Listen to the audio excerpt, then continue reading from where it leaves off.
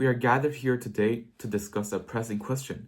When technologies such as artificial intelligence, social media algorithms, or self-driving systems cause physical harm, social division, or environmental damage, who should take the responsibility?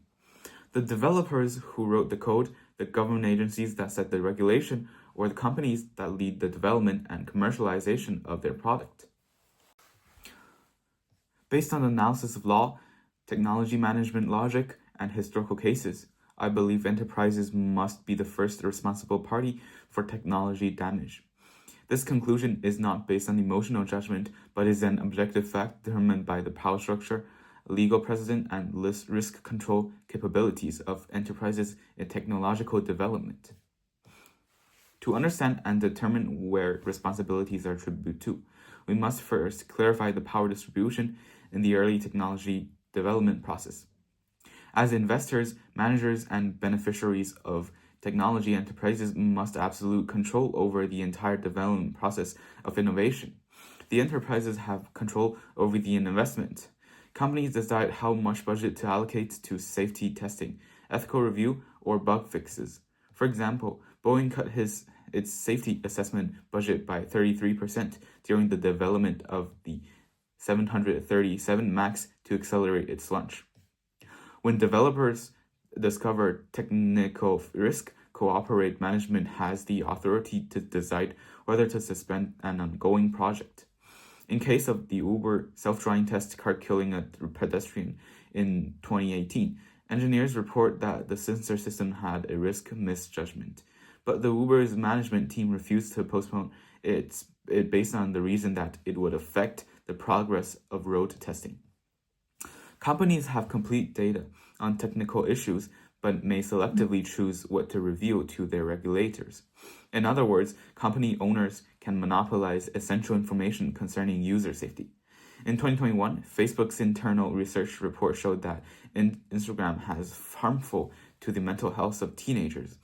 The Cooperate decided to classify this report, and the public was only able to uncover this report after 2 years thanks to an open investigation over business ethical concerns. The principle of equivalence of power and responsibility requires that when companies enjoy the benefit brought by technology, they also bear the legal consequences of its potential harm. Let's take into account some key evidence of cooperate responsibility through one of the most tragic technological disasters in the aviation history.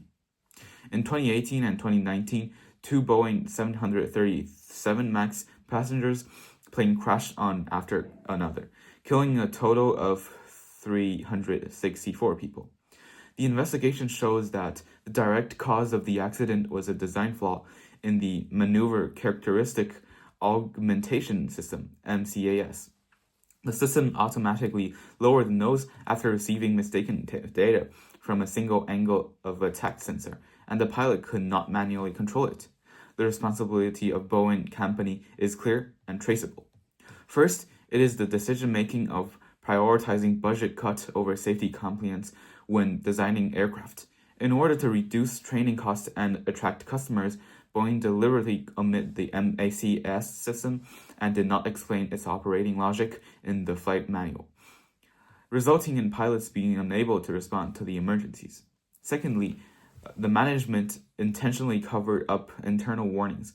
In 2015, engineers submitted a report pointing out the MCAS reliance on a single sensor would lead to a fatal risk. But the management group rejected the improvement suggestions because it would affect the delivery schedule. Thirdly, companies are in charge of the examination and approval.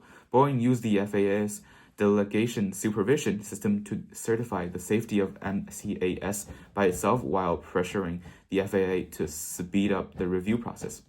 In the end, Boeing paid a $2.5 billion criminal fine and reached a $2 billion civil compensation agreement with the victims' families, but no engineer had held criminally liable.